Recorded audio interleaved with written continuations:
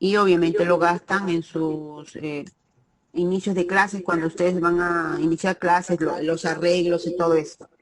Nadie previó lo que es la pandemia, ¿no es cierto? ¿No es cierto? Y se hizo la consulta con la doctora, con asesoría jurídica, así verbalmente, llamándola a la doctora, conversando con ella, y cómo van a hacer con ese tema en las instituciones educativas. Y me indicó que hay dos maneras. Uno, primero, si es que la institución educativa ha elevado a asesoría jurídica los contratos para que lo puedan revisar, entonces corresponde a que el concesionario le envíe una carta a la institución solicitando, una carta notarial solicitando, si es que le solicita la devolución del dinero, ¿sí? Si es que, y eso le tienen que hacer consulta a asesoría jurídica para que les indique cuál es el proceso de devolución, puesto que ya sus contratos lo tiene asesoría jurídica, ¿no? Los que han elevado. Ahora, el segundo punto era, si la institución educativa no ha presentado a asesoría jurídica, que es un error, una falta, digamos, lo que corresponde es que el comité de recursos propios, que todavía está vigente este año, mediante acta, pero obviamente el concesionario tiene que solicitar la devolución, registren que se va a hacer la devolución del dinero tal, si es que lo tuvieran, porque si es que no lo hubiera, entonces tendrían que conversar con el concesionario para que les dé un tiempo, puesto el tema, como estamos ahorita actualmente con lo que es la pandemia, que no hay ingresos, las instituciones educativas no reciben, entonces para que le puede esperar para que se pueda hacer la devolución mediante acta con el comité, pero debe estar registrado. ¿Para qué? Para que la nueva comisión que ingrese esté enterada y sepa este tema. Y esto es para todas las instituciones educativas. Muchos ya lo han hecho. Entonces, esto me parece que alguna otra duda que tenga referente a lo que lo acabo de decir, Sí, Miss. señorita. En el caso de los kioscos han sido adjudicadas en el 2020, no, 19. Ahora aún todavía por la situación de la coyuntura del COVID se ha suspendido la atención. ¿Se puede ratificar al Ya, concesionario? ya, le respondo, director. Con ese tema, no. El contrato inició, digamos, un año lectivo, ahí termina. Lo que corresponde y lo correcto es que vuelvan a licitar y vuelvan a presentarse. Pero no es que se ratifique o porque diga, no, no lo utilicé este año, lo voy a utilizar el otro año. No, no es así. La norma no lo indica así. La adjudicación fue para 2 años. No, la adjudicación es solo por un año, director. ¿Un año Un nomás? año. Ya, estoy equivocado entonces. Ya, ok, gracias. Ya, ok.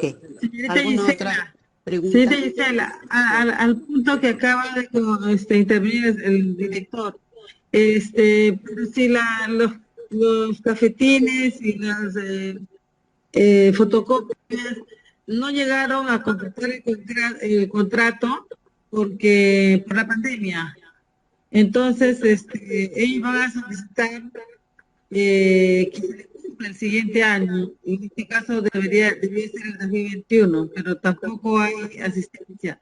Entonces su contrato, ellos están solicitando que corra vigencia al retorno de las cosas, toda vez que su contrato no ha sido efectivo, no se realizó, no se ejecutó.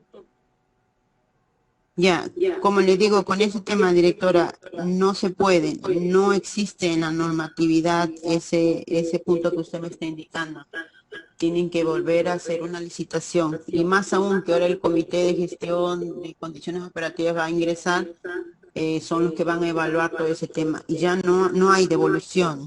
O sea, no, perdón, no hay ratificación ni porque no lo usé este año, lo voy a usar el otro año, voy a ingresar. No, no es así. No se puede, director. Y si tiene cualquier duda, puede elevar una consulta, asesoría jurídica virtualmente y ellos le van a responder. Ya, está bien, gracias. Buenas tardes. Una consulta. Es con relación al aspecto de que, si bien es cierto, nos están diciendo, nos están dando ya que el nuevo comité va a empezar a trabajar a partir de enero y que en diciembre tenemos que hacer la licitación, pero todavía de acuerdo a la norma nos están diciendo que los kioscos, cafetines no tienen que funcionar. Premisa que hemos planteado, ese trabajo tan interesante que es justamente trabajar bajo la línea de learning, ¿no? Utilizando los recursos tecnológicos, y como bien lo han dicho, o sea, esa metodología, esta didáctica del aula inversa, aprendizaje inverso, que se viene trabajando, o el aprender al revés, ¿no? Que nos conlleva justamente a mirar a esta nueva forma de educación que nos ha abordado a todos de forma imprevista, pero que nos ha generado pues nuevas estrategias y nuevas formas de enseñar. Bajo esta premisa, quiero, Elenita, vamos pasando, vamos a hacer justamente este engranaje de esta metodología que trabaja pues el Flipped Classroom, o el Flipped Class, ¿no? Del aula inversa, que no es otra cosa más que cada persona aprende en el tiempo que puede aprender, ¿no? Por ello es necesario de apropiarnos de toda esta dinámica, de toda esta didáctica, para ver cómo hacemos que esta forma de aprendizaje realmente responda a las necesidades y expectativas de nuestro territorio, de los estudiantes que tenemos en este contexto. Y alguien por ahí ya estará diciendo, sí, Janet, pero ojo, tú has hablado de recursos tecnológicos, tú has hablado de metodología learning, pero de pronto el diagnóstico que tenemos en el territorio del UGEL 1 es que no todos los estudiantes cuentan con conectividad. Es cierto, y por eso es muy importante tener claridad en que nuestro punto de partida siempre es el diagnóstico, para ver cómo es que vamos a aplicar y cómo vamos a hacer el aterrizaje de nuestra forma de enseñanza, ¿no? Pueden haber muy buenas metodologías, pero definitivamente necesitamos tener en cuenta cuál es el punto de partida, cuáles son las condiciones que tiene el estudiante y cómo va a aprender, porque esa metodología de trabajo remoto, a distancia, tiene esa mirada del aprender a aprender. Bajo esa mirada, entonces, el día de hoy vamos a ver justamente, ¿no? Cómo es que se da este proceso de aula inversa, por qué hablamos de aula invertida, por qué hablamos, oye, Janet ha dicho aprender al revés. ¿Cómo es eso? Eso lo vamos a ver ahora. Luego vamos a ver un poco de los procesos que se da en esta lógica, en esta metodología didáctica, los niveles, los beneficios que nos va a brindar este modelo. Recuerden que acabo de decir una palabra clave, que este modelo o esta metodología o esta didáctica hace que el estudiante aprenda en su tiempo. O sea, que cada uno aprenda a su ritmo, ¿no? Vamos a ver cómo es que se logra este resultado. Pero para ello también hay roles muy importantes que no solamente enmarcan al docente, también enmarcan al estudiante, a las familias, porque es un compromiso también que ellos asumen, y luego en la mirada de todo ello, cómo es que vamos a generar este proceso de enseñanza. Siguiente, Elenita, por favor. Entonces, vamos viendo que esta metodología tiene la mirada flexible. Cuando hablamos de aula invertida o clase invertida o aprendizaje al revés, no es otra cosa más que el estudiante, ¿no?, cuente con la información, tenga la posibilidad de revisar materiales, recursos, vídeos y todo aquello que nosotros creemos conveniente que le va a generar un aprendizaje previo, que va a permitir que el estudiante ya vaya construyendo información. Y no solamente eso, sino que nosotros, en el trabajo sincrónico que desarrollamos con el estudiante, ya sea a través de un Meet, ya sea a través de un Team, ya sea a través de un Zoom, o ya sea a través de la llamada telefónica, porque recordemos que no todos tienen pues a veces los megas necesarios, y somos nosotros los que los vamos a llamar, o de repente, ¿no?, la necesidad de cartearnos, porque también hemos tenido y tenemos maestros que teniendo un estudiante ubicado en una zona muy lejana que no es accesible a los recursos tecnológicos, han visto por conveniente que el estudiante le envíe, ¿no?, le envíe su trabajo y que sea el docente que lo recepcione a través de un courier, ¿no? Y luego el docente retroalimenta, escribe y lo vuelve a reenviar. Entonces, en esta dinámica, el estudiante parte de un proceso inicial, que es contar con la información previa. Que esa información, si es que está trabajando con el uso de la tecnología, que esté colgado, que esté dispuesto, que esté ya establecido en un aula que han creado, que puede ser el Classroom, que puede ser el Facebook, que también es un trabajo muy interesante que los colegas han venido desarrollando, utilizando el Facebook en grupos para desarrollar sus clases, y que pues es parte de la metodología y la dinámica del propio estudiante, ¿no? Entonces, en esa mirada, el estudiante cuenta con la información.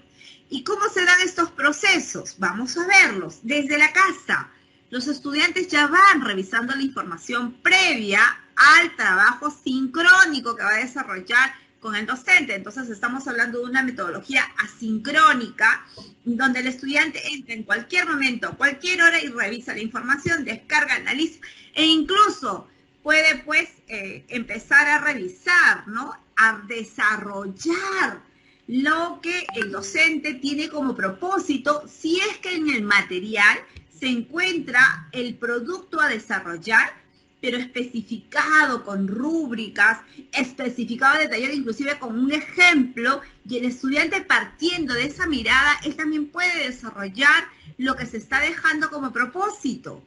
¡Qué interesante! Miren que el estudiante aprenda a aprender de forma autónoma. Por eso decíamos que hay roles bien marcados. Luego, en clase, ¿qué se desarrolla en clase? Bueno, si el estudiante ya hizo el producto, ya lo elaboró, en clase, ¿qué hacemos nosotros los maestros ya en el momento sincrónico? Analizamos en conjunto esa evidencia, ese producto, y vamos verificando qué le faltó a cada producto, o de repente algunos lograron desarrollar el producto sin mayores problemas. En esa mirada, entonces, el estudiante tiene una retroalimentación súper efectiva y pertinente, porque el docente lo está haciendo en el momento adecuado. Luego, en este trabajo sincrónico, los estudiantes pues van a permitirse, ¿no?, compartir lo que están aprendiendo y van a recibir la retroalimentación de forma muy efectiva en el momento más oportuno. ¿Y eso qué le va a permitir? Perdón, voy a poner en silencio ahora sí.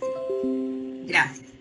¿Y esto qué le va a permitir? Le va a permitir, vuelvo a repetir, ser retroalimentado de forma más efectiva. Y a nosotros los maestros, ¿qué nos va a permitir? ¡Ah, caramba! Agarrar nuestra rúbrica y como estamos ya en el trabajo sincrónico con los estudiantes, ir marcando qué es lo que estamos observando en cada producto de cada estudiante.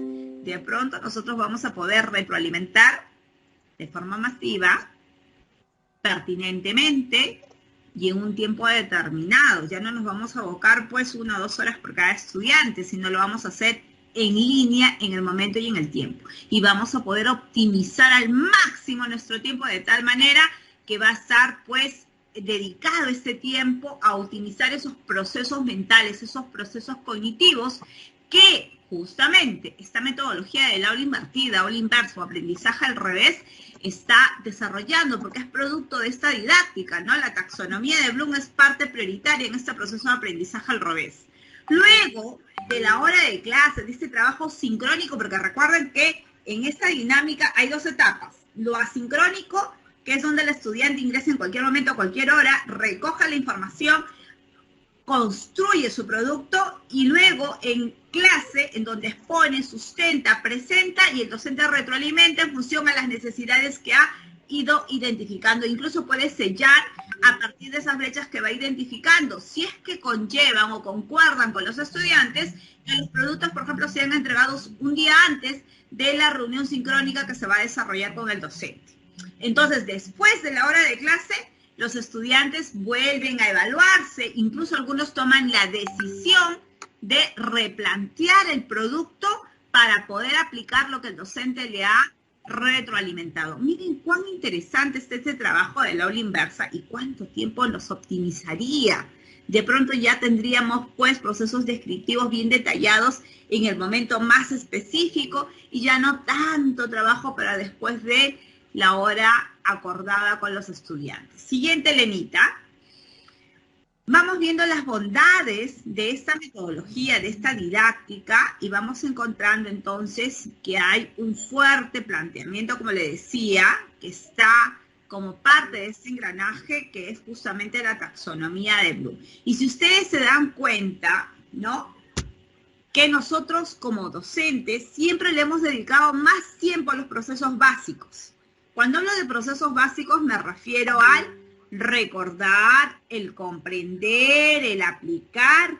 Sin embargo, el analizar, el evaluar y el crear, que es propio de este enfoque actual de competencia, como que todavía no llegamos a ese nivel de darle mayor énfasis, porque nos abocamos más a los procesos más básicos.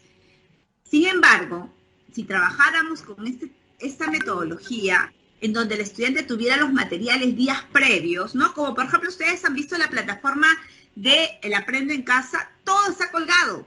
Es más, si el estudiante quisiera revisar las series televisivas, lo podría hacer anticipadamente, porque ya se sube un día previo, o se sube una semana previa, y el estudiante podría revisar la información, construir su producto, y nosotros, ¿qué haríamos? Invertiríamos el tema del tiempo. Ya no sería darle más tiempo a los procesos básicos, sino le daríamos menos tiempo a que el estudiante recuerde, comprenda y aplique, porque ya lo hizo, ya lo construyó, ya lo comprendió, ya se apropió, y daríamos mayor tiempo a que transfiera esa información y pueda crear, pueda producir, pueda sustentar, hipotetizar, utilizando los recursos y todo lo que ha leído y comprendido y lo que el docente le ha retroalimentado. Por eso es que esta metodología, ojo, no es propia, y lo digo así, de este contexto de trabajo que hemos empezado a desarrollar en nuestro país a partir de la pandemia, sino que esta metodología es propia desde que apareció justamente el trabajo a distancia en educación superior, por ejemplo. Por eso es que si ustedes revisan las plataformas y todos nosotros los que hemos llevado cursos, por ejemplo en Perú Educa, los materiales están puestos ya desde el inicio. Y conforme vas avanzando, puedes ir adelantándote inclusive materiales para seguir leyendo y poder adelantar, ¿no?, los plazos establecidos. Por eso es que la característica de esa metodología de aprendizaje al revés es el aprender a aprender de forma autónoma. Siguiente, Lenita. Y mire, alguien decía por ahí, claro, Bloom ya pasó de moda. Bloom nunca va a pasar de moda, porque Bloom está asociado a procesos cognitivos. Si bien es cierto, el enfoque por competencia está abocado al hacer, pero para poder hacer, yo he conocido, comprendido, he aplicado, he analizado, he sintetizado, he podido transferir la información para llegar a argumentar, a crear, a replantear. Si no, no lo puedo hacer. O sea, son procesos internos que se da en el estudiante y que, si bien es cierto, hoy no es lo que se evalúa, o mejor dicho, no es lo que se espera, porque lo que se espera es que el estudiante transfiera la información y podamos verificar cómo es que está trasladando la información, pero son procesos básicos, porque si el estudiante no logra plantear una hipótesis es porque no ha podido comprender, no ha podido aplicar lo que ha comprendido y mucho menos ha podido analizar ese proceso. Entonces son procesos básicos que se tienen que dar sí o sí. ¿Cuáles son los beneficios? Miren, ya les dije hace un momento, el beneficio que sería pues para todos, como se dice, nos caería como anillo al dedo, es que la retroalimentación, en vez de hacerlo uno por uno, pensando en cada estudiante, lo podríamos hacer de forma colectiva, pero a partir de la necesidad que hemos identificado, porque el estudiante ya presentó su producto, porque el estudiante ya construyó su evidencia, ya se evidencia qué aprendizaje ha logrado. Y a partir de esa línea que he diagnosticado, proyecto el trabajo sincrónico. ¿Para qué? Para que el estudiante pueda, pues, saber cómo lo hizo, qué logró, qué aún le falta, y el docente pueda, en eso que le falta, pueda poder hacer mayor énfasis y cerrar el proceso. Y el estudiante se pueda seguir comprometiendo a avanzar. Y lo importante de este trabajo es que el estudiante va a aprender a su ritmo. a su tiempo, porque la información va a estar colgada muchos días previos. Pero obviamente, alguien me dirá, Janet, pero nuestros chicos no están acostumbrados a leer. Pero es cierto, pero es un proceso. Es una cultura que se va instaurando en el estudiante, pero no solo en el estudiante, sino también en las familias. Aquí hay un compromiso de familia y de estudiante. El docente puede atender de modo más personalizado, porque ya tiene la información por cada estudiante. Entonces ya sabe que logró María, que logró Janet, que logró Marilyn, que logró Elenita. O sea, ya sabe qué logró y ya sabe el docente qué le estaría faltando para seguir avanzando. Se trabaja de forma colaborativa, porque el estudiante al presentar su producto, lo que puede generar es que el resto de sus compañeros también puedan evidenciar ese producto y a partir de esa evidencia seguir retroalimentándose para seguir trabajando y mejorando. También se convierte pues en una oportunidad de aprendizaje familiar, porque la familia va a estar pendiente, va a saber qué se está colgando con anticipación y a partir de eso inclusive algunos padres pueden ir revisando sabiendo que le está faltando, como muy bien nos han dicho los papitos. Miren, cuando hemos bajado pues a los puntos de encuentro, estos puntos en donde hoy en día pues tenemos las zonas de Wi-Fi liberados, los papás cuando miraban la plataforma del Aprendo en Casa nos decían, señorita, o sea que todo está colgado, yo ya podría revisar, yo podría trabajar con mi hijo un fin de semana porque de lunes a viernes no puedo, yo trabajo, yo podría trabajar sábado y domingo con mi hijo con la información y ayudarlo. Ay, una mamá me decía, señorita, entonces mire, yo desesperada venía del comedor popular a poder ayudar a mi hijo trabajando rápido para que pueda yo también ver la televisión y concentrarme con él. O sea que yo podría verlo en cualquier momento, a cualquier hora, y lo podríamos ver 1, 2, 3, 4, 5 veces hasta que mi hijo se lo grabe. Ay, señorita, mire, pues miren toda la riqueza que hay detrás y todas las bondades. Vuelvo a repetir, eso dependiendo también de los niveles de conectividad con los que hemos acordado. Pero igual, siempre se puede anticipar, se puede prever, se puede enviar la información, pero hay que tener pues las zonas de conexión con las familias bien establecidas. ¿Cómo va a ser, no? Si va a ser solo por teléfono, si va a ser a través de videollamadas, si va a ser a través de repente de la plataforma o si va a ser a través de envíos, como le están haciendo algunos de nuestros maestros a quienes saludamos, agradecemos, felicitamos por ese empuje, por esa dedicación, por ese compromiso de ir a una empresa a recoger el trabajo de sus niños y ellos a llevar el trabajo y enviarlo. Miren qué gran satisfacción enterarnos de que estamos agotando todas las vías para lograr que ningún estudiante se quede atrás. Siguiente, Lenita. Muy bien, entonces bajo esta mirada también hay un rol del docente. ¿Cuál es el rol del docente? Es que nos tenemos que poner creativos, definitivamente. A ver, ¿cómo presentamos hoy día nuestros materiales? A ver, ¿qué voy a colgar? Solo información para leer, pero yo sé que los chicos no todos son, no todos tienen esa mirada, ese placer por la lectura. Entonces voy a tener que preguntarme, a ver, de repente si le pongo en videíto, si le pongo en un cuentito, si le pongo en un audio, si lo teatrizo, ¿qué cosas tengo que generar para lograr ese enganche con esa temática y lograr ese producto? Obviamente, aquí hay una necesidad. El maestro se vuelve experto en la información, porque busca aquí, busca allá, investiga, lee, concentra la información. Ah, Janet, entonces lo de Aprende en Casa, acuérdense que lo de Aprende en Casa nos sirve. Pero hay escuelas que ya han dado un paso más allá y están generando sus propias evidencias producto de la necesidad del contexto, de las demandas de aprendizaje de sus propios estudiantes. Y por ello ya están generando también sus propios materiales. Lo hacemos confiable, porque lo que el docente está compartiendo es información que el estudiante lo acepta como válido.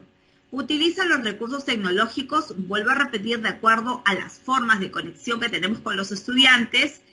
El estudiante se vuelve experto en aprender y el maestro se vuelve experto en enseñar, ¿no? Y esa diferencia de experticia lo hace que planifique y cuando haga pues preguntas y repreguntas al maestro ya tiene cantidad de información porque es experto en información que se está compartiendo.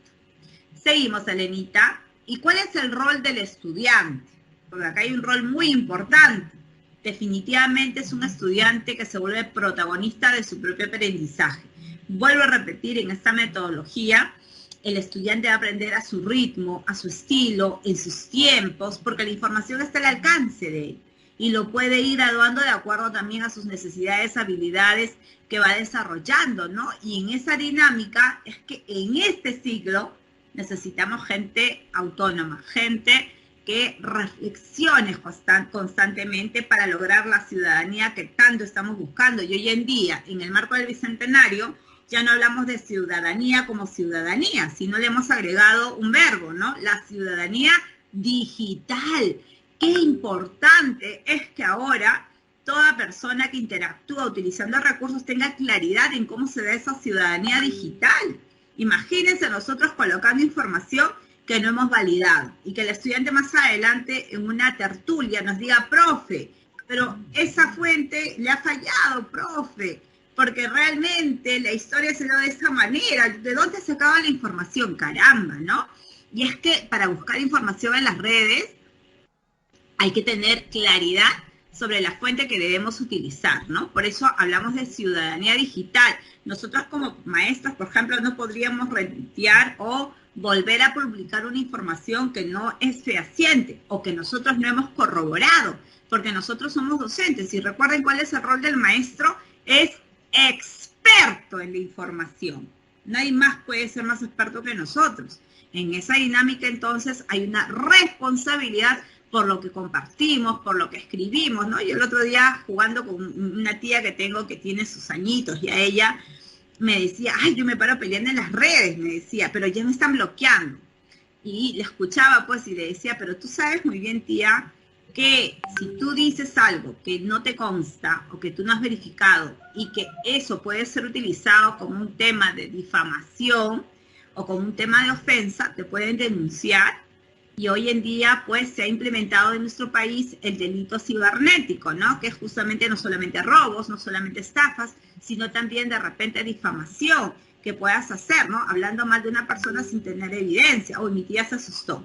Desde ahora ya no comenta porque ella pensaba que comentar a su libre albedrío, sí, ¿no? Simplemente por comentar, ¿no? Y decía mi pasatiempo, pero las cosas no son así. Por eso es que nosotros tenemos que enseñar a nuestros estudiantes, ahora que utilizan todo este bagaje de aprendizaje learning, que tienen que saber ser ciudadanos digitales. No se publica nada que más adelante le pueda afectar, ¿no? Y a esto le sumo lo siguiente.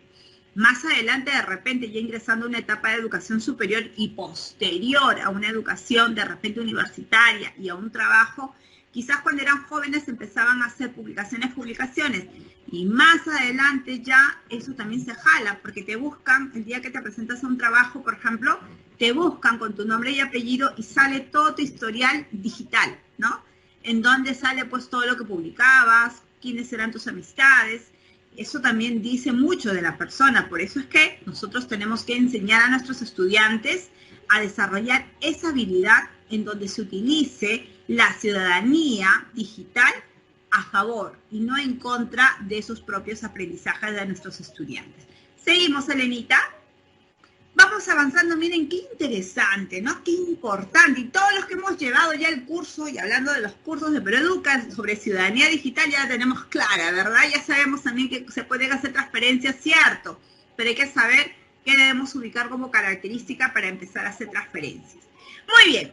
Condiciones para implementar este modelo. A nivel de padres y estudiantes, obviamente los papitos tienen que estar súper informados de lo que significa este proceso. Porque no vaya a ser que luego ellos digan, ah, pero el profe ya no hace nada. Pues todo lo hacemos nosotros porque hay que descargar la información, hay que sentarme con mi hijo a leer. ¿Y qué va a hacer el profesor? ¿Cómo que qué va a hacer el maestro? El maestro va a ser la parte más importante, ¿no? Valorar la evidencia, retroalimentar al estudiante y sellar ese proceso, esa brecha que ha identificado que necesita fortalecer. Y no solamente él, sino que de ese paso también vamos avanzando y acompañando a las familias en este proceso del aprender a aprender.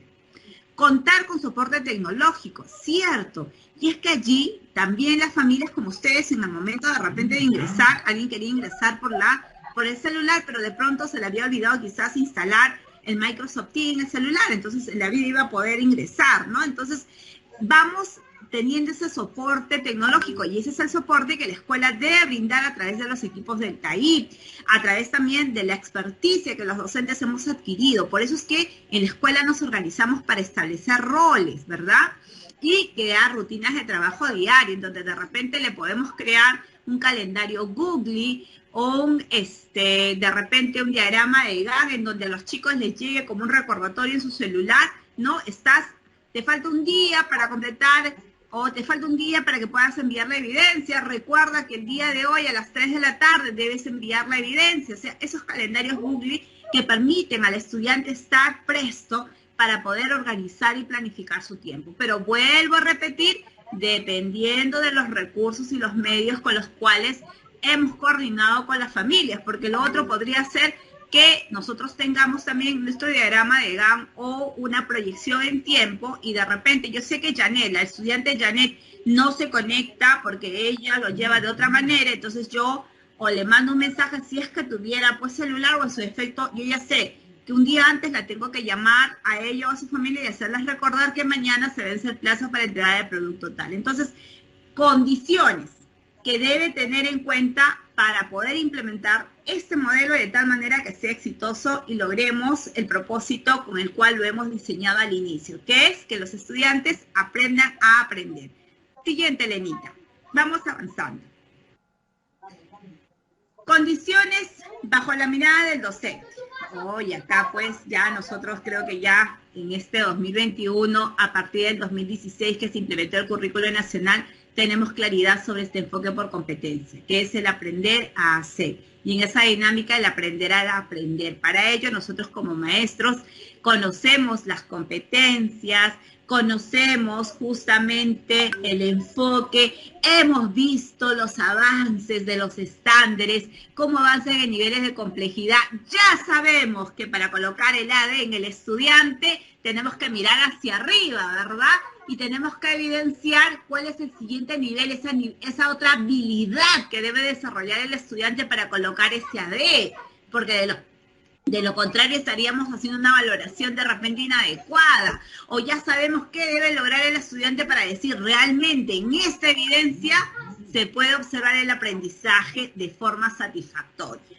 Manejo de las herramientas digitales, de aquí entra a tallar las comunidades de aprendizaje en la escuela, en donde el equipo directivo, conjuntamente con el comité de calidad y todos los maestros, hemos visto a las debilidades de algunos docentes como una oportunidad para fortalecernos en mancomunidades educativas en donde todos aprendemos, en donde nadie se queda atrás.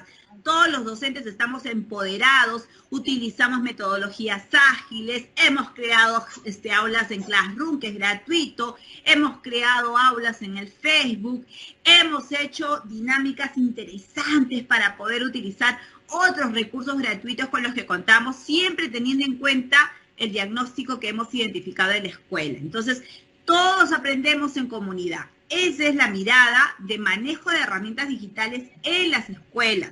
Y para ello también contamos con el equipo de AIP de soporte que ya acompañan inclusive de uno a uno. Puede ser pues que yo, Janet, yo sea un poco más, de repente más lenta, de repente porque, bueno, nunca he agarrado la tecnología como tal, necesito mayor apoyo. Entonces el equipo directivo asigna ese de ahí para acompañarme más personalizadamente, porque yo tengo de repente un poquito más de debilidades, porque no lo he trabajado como debe de ser, nunca he llevado aulas, clases, utilizando alguna plataforma, pero estoy en esa dinámica. Entonces necesito empoderarme de los recursos digitales y la metodología del aprendizaje activo, en donde utilizo otros recursos. De repente quiero que todos los chicos trabajen en línea, porque en mi aula todos tienen la forma de conectarse. Ya, entonces he creado un documento en Google en donde yo como docente evidencio que todos están aportando, están creando, están enriqueciendo un producto, un trabajo, de tal manera que yo como docente me he apropiado de esa información y entiendo que ese trabajo colaborativo que desarrollan los chicos va a evidenciar cómo está cada estudiante a través del aporte que hacen a ese ensayo, esa historieta, a esa columna periodística que todos están creando en línea, por ejemplo. Pero vuelvo a repetir, partiendo del diagnóstico que tiene la escuela, que ha identificado en las familias y en cada estudiante. O sea, no es que a todos se le aplica como tal. Por eso es que cuando salieron las normas al inicio de la pandemia se pidió, se les sugirió, se hizo mucho énfasis en que identifiquemos cuáles son los recursos y las formas con las que vamos a trabajar con nuestros estudiantes. Porque de repente hay estudiantes con los que vamos a trabajar la forma de planificación inversa, pero sin uso de tecnología. Y vamos a tener que cartearnos la información, como están haciendo algunos docentes, ¿no? Envían la información y el estudiante vuelve a enviar su evidencia, el docente revisa, lo retroalimenta y le envía la información. En esa dinámica estamos. Y evaluar, retroalimentar, comunicar y sintetizar, que son justamente los modelos del aprendizaje que tenemos que ir implementando. Siguiente, Lenita. Planificar una clase invertida.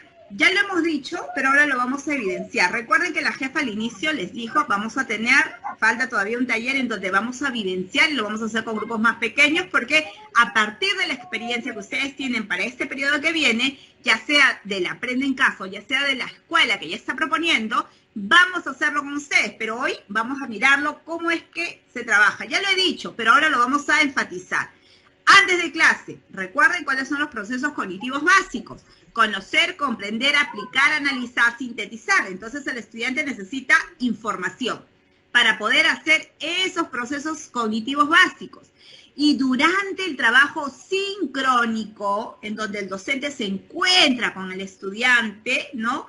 Allí, a partir de la evidencia presentada por el estudiante, el docente cierra los procesos y puede, pues, hacer la síntesis y la creación, crear, argumentar, hipotetizar, replantear, y el docente asesora para lograr ese proceso de mayor complejidad.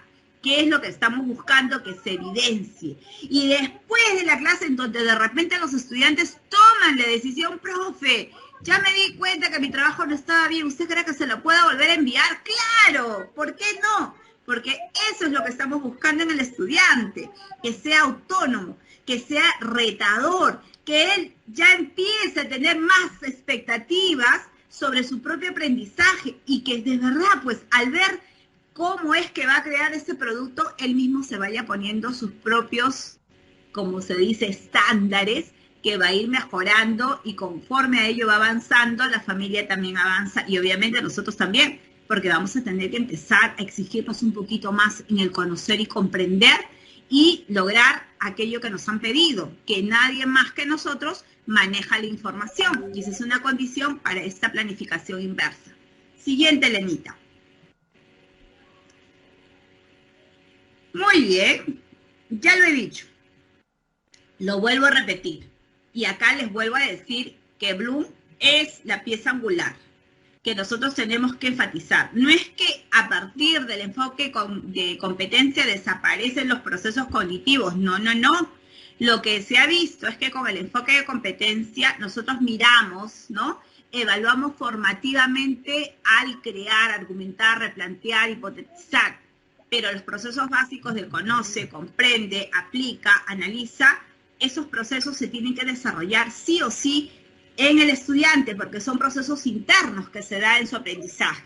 Pero para ello, yo necesito que el estudiante realmente desarrolle esos procesos. Por ello es que yo lo ayudo con los materiales, con los recursos, con los textos, los videos, los audios, con la historieta que le he podido compartir. De repente he grabado un vídeo que yo mismo he hecho y ahí le digo, le doy rasgos, ¿no? Le mando de repente un enlace en YouTube en donde se ve el ejemplo desarrollado, porque hay cantidad de información bien rica en donde el estudiante pueda, pues, visualizar,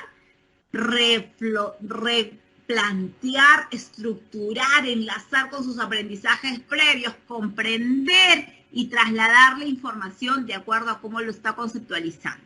Siguiente, Lenita. Son procesos básicos, que se están desarrollando en el estudiante y se están haciendo de forma autónoma, porque yo lo he compartido.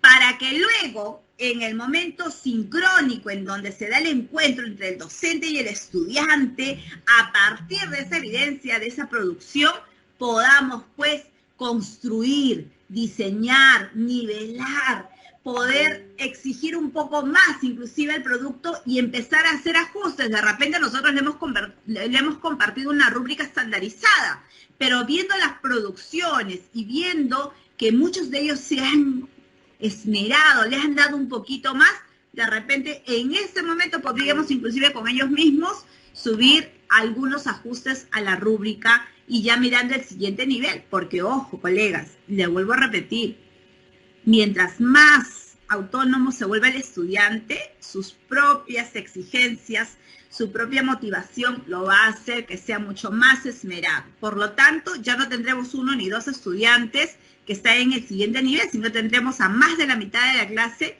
en un siguiente nivel de aprendizaje. Qué simpático, qué bonito, qué esmerado, qué soñador, pero sí lo podemos hacer. ¿Dónde está el secreto? En nuestra didáctica y en los recursos que utilicemos para lograr estas motivaciones. Siguiente, Elenita. Y después de la clase, la evaluación en pares, la autoevaluación, nuestra evaluación formativa para poder valorar ese producto, para valorar el entusiasmo, el empuje que le daba al estudiante y poder seguir generando mayores desafíos en conjunto con las familias, logrando justamente que este aprendizaje sea personalizado, sea progresivo y permita pues que el estudiante poquito a poquito vaya volviéndose autónomo en el aprender a aprender. Siguiente, Elenita. ¿Qué más necesitamos?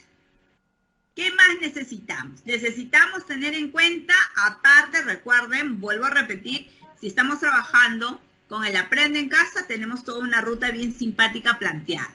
Si estamos haciendo adecuaciones a ello, estamos también mirando algunas otras competencias, algunos otros recursos, y si estamos proponiendo nuestra propia experiencia, ya hemos partido de la necesidad de cómo está aprendiendo el estudiante, de cuáles son sus niveles de necesidad en este aprendizaje. Entonces, ya parto de ello y empiezo de acuerdo a las características. Yo ya sé que mis chicos son un poquito más lentos, que tienen dificultades, que de repente algunos esperan el fin de semana para irse a la casa de la tía o la casa del vecino y allí recién pueden hacer las descargas. Entonces, ¿cuánto tiempo debo enviar de información? Yo me pongo mis tiempos en función a ese diagnóstico que tengo. Puede ser hace una semana, puede ser 2 semanas, inclusive yo soy trome, tengo el tiempo, me sacrifico 2 días duro y parejo y publico la información un mes antes, cosa que todo lo tienen listo y yo voy poco a poco validando y revisando qué es lo que van haciendo, cómo lo van haciendo, y mis tertulias sincrónicas son más específicas, más estructuradas. De repente ya no son con todos, sino de acuerdo a los grupos de avance que van presentando la evidencia. O sea, voy planificándome en función a lo que el estudiante va presentando. Por eso se dice que el docente, tanto como el estudiante, van planificando, ¿no? Y van armonizando y se van haciendo los grupos de aprendizaje dependiendo de cómo se dan los plazos en las entregas de los productos y las evidencias que los estudiantes van presentando. Siguiente, Elenita. Entonces, el enfoque por competencia ratifica lo que hemos venido haciendo, en donde nosotros partimos de una situación significativa para que el estudiante pueda desarrollar esa competencia o competencias que hemos establecido como parte del propósito de aprendizaje. Bajo esa dinámica, entonces, siguiente, Elenita, es que nosotros vamos a plantear cómo es que vamos a presentar nuestra aula, cómo se va a organizar. Y para ello necesito, ¿qué cosa? Determinar cuáles van a ser las evidencias de aprendizaje. Recuerden que la evidencia responde a una rúbrica o un instrumento que el estudiante debe tener para poder también él ver cómo es o qué es lo que el docente espera de su aprendizaje, para que así podamos empezar a generar esas interacciones, ¿no? De repente en esta sesión yo necesito hacer un trabajo sincrónico sí o sí, porque los chicos nunca han llevado de repente, ángulos. Y yo, aparte del material, sí necesito hacer una clase sobre ángulos, porque nunca lo han llevado, entonces yo hago, pero ya también me di cuenta que luego, una vez que ellos presenten su producto, tengo que hacer un trabajo sincrónico adicional para hacer los cierres que he podido identificar en ese producto o en esa evidencia de aprendizaje. Siguiente, Lenita. Entonces, si hay necesidad de evidencias, hay criterios de evaluación bien formulados para que el estudiante sepa qué se espera que él logre como aprendizaje. Siguiente, Lenita. Entonces, en esa dinámica es que determinamos cuánto tiempo va a durar cada actividad, cómo es que vamos a diseñar la secuencia de actividades, qué tiempo nos vamos a reunir, qué días nos vamos a reunir, y si estamos trabajando en la dinámica de experiencias, ¿no? En donde son varias áreas las que intervienen, nos hemos ruteado en función a la necesidad de aprendizajes previos. Por ejemplo, si el propósito final es construir de repente un mural planteando alternativas de solución a la deforestación, por así llamarlo, ¿no?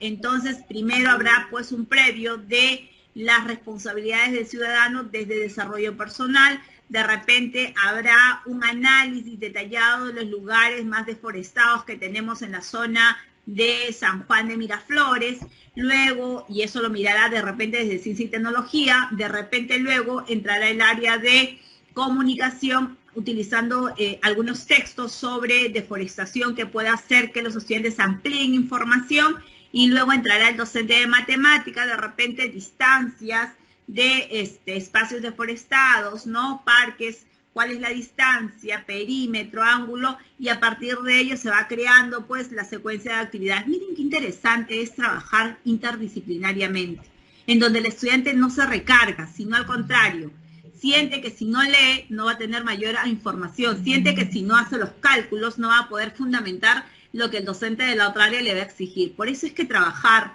por experiencias en donde todas las áreas nos juntamos y colocamos un propósito en común exige más al estudiante y se genera interdependencia y necesidad de que la actividad 1 se encaje con la actividad 2, con la actividad 3, que es parte justamente de este enfoque que estamos trabajando actualmente. Siguiente, Lenita Bella. Vamos a mirarlo desde una experiencia de aprendizaje. Recuerden que hoy solo estamos hablando del enfoque en general, pero luego en la siguiente sesión vamos a desarrollarlo con ustedes y para ello necesitamos que ya tengan claridad en la experiencia que van a trabajar la otra semana, que regresan los estudiantes. Pero hoy vamos a mirarlo con una experiencia que ya tenemos, ¿verdad? La experiencia de aprendizaje, ¿en qué consiste en nuestra salud integral? Dirigido a sexto grado de primaria, la competencia en este momento tiene que ver con la construcción de su identidad y gestiona su aprendizaje de manera autónoma. El propósito es formular propuestas para mejorar la salud integral. La situación significativa que se ha previsto es un grupo de adolescentes se comunica por teléfono como amigos, ¿no? Y conversan sobre la situación generada por la pandemia, señalando que pensaban que solo los adultos se contagiaban. Sin embargo, al enterarse por los medios de comunicación y en algunas páginas de internet, se dieron cuenta que también los niños y adolescentes se contagiaban y a tener complicaciones posteriores. Ante esta situación se preguntan, ¿qué acciones como adolescentes realizarían para prevenir los contagios? Se plantearon, entonces, con qué servicios de salud contamos para gozar de una salud integral, cómo resolveríamos nuestros problemas de salud como personas individuales y como sociedad, qué retos hay en nuestra localidad, región o país, o en cuanto a salud integral. Entonces ya tenemos, ¿no?, la mirada de lo que vamos a trabajar, vamos a llevar al aula invertida. A ver, vamos, Elenita. Recuerden que es antes, durante y después. Esos son los procesos que se trabajan en el aula inversa. Siguiente, Elenita. El antes de la sesión. ¿Qué es lo que vamos a hacer? Vamos a comprender qué es la salud integral. Y para comprender qué es la salud integral, ¿qué necesito? Puedo necesitar de repente un vídeo, un texto, una lectura, una revista que le he sugerido y que el estudiante va a revisar para poder elaborar su propia definición. Y para eso no me necesita a mí como docente, porque lo puede construir a solas, en su casa, a partir de los textos y la información que el docente le ha compartido. Durante la sesión sincrónica, en donde ya nos encontramos con el estudiante, ojo, antes de la sesión también le puedo agregar, esa elaboración de su propia definición debe tener, ¿qué cosa? Su criterio de evaluación, ¿verdad? Entonces, yo ya tengo ese producto, y con ese producto, entonces, ¿qué es lo que puedo hacer? Genero la reunión sincrónica en la que analizamos esta definición y lo acercamos más, pues, a la importancia de el estar bien, y a partir de ello los estudiantes pueden compartir la información y podemos generar en ese momento un cuadro de doble entrada, pero los estudiantes ya tienen la información rica porque ya definieron, ya investigaron, ya leyeron, ya construyeron. Y ese cuadro de doble entrada, que es el crear, a ese le vamos a dedicar el tiempo máximo que tenemos en el trabajo sincrónico, porque ya vemos que el estudiante tiene un manejo de la información para que luego, a partir de ello inclusive, puedan entregar, si es que los estudiantes han convenido en ese suceso, que sería la siguiente actividad, ¿no? Un gráfico, un organizador visual en donde ellos han planteado, pues, toda la estructura del propósito en relación a la identificación de la salud y las necesidades que tenemos en este contexto.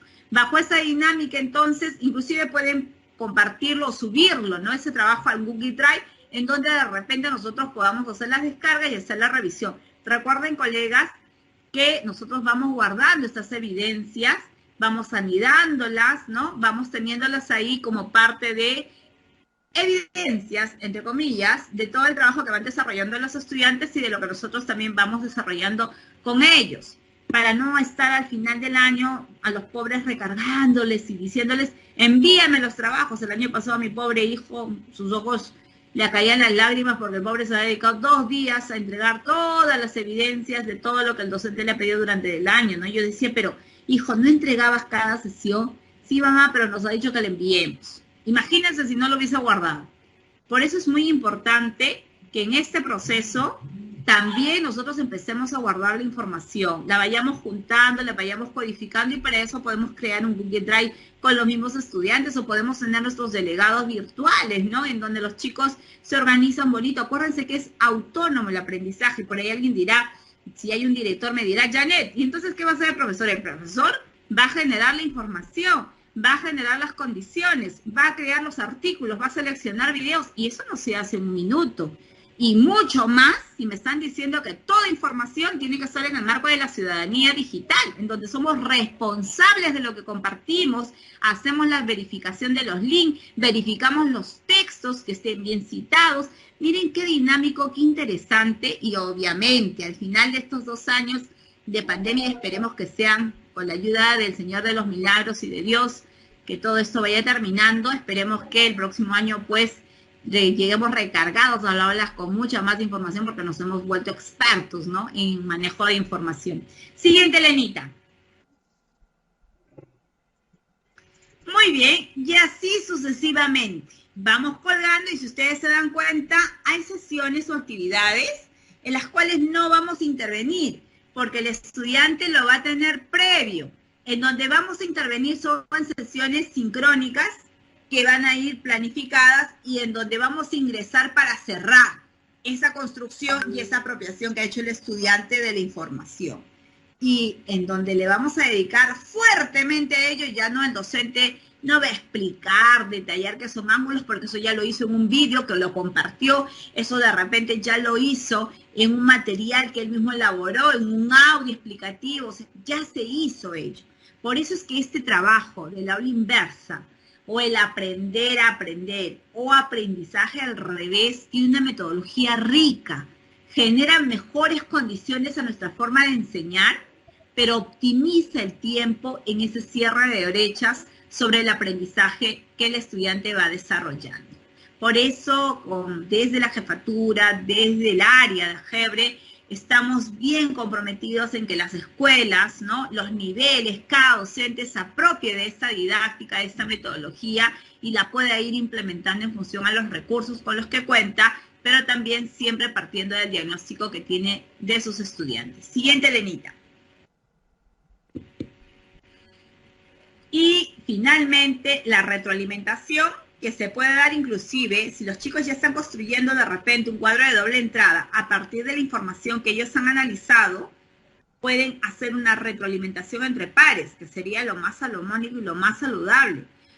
Nosotros como docentes observamos cómo se da esa retroalimentación y en algún momento nosotros hacemos el hincapié, el énfasis para asegurar pues que el estudiante comprenda, se apropie y pueda utilizar ese aprendizaje adquirido en un aprendizaje que más adelante será más demandante para él y sus propios procesos. Siguiente, Lenita. Y finalmente, la evaluación formativa es un proceso dinámico, metodológico, es un proceso continuo.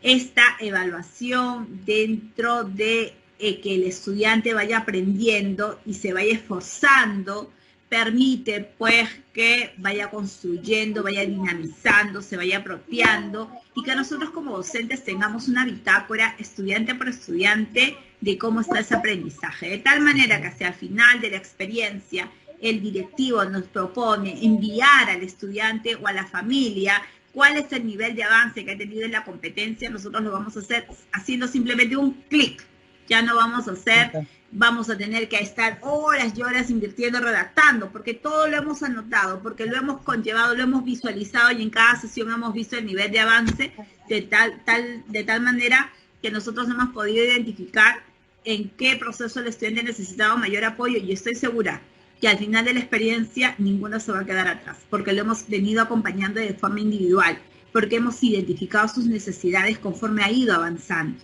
Y no hemos esperado el último momento para decir recién, mira, te falta aquí, te falta allá, porque nosotros lo hemos identificado en el proceso de ese aprendizaje.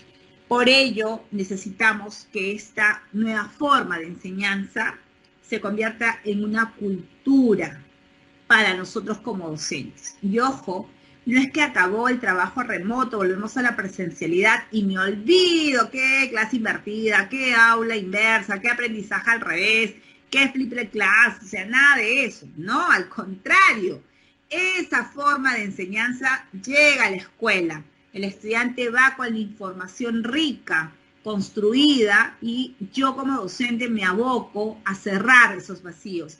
A partir de la evidencia, empezar un proceso dinámico de retroalimentación casi personalizadamente.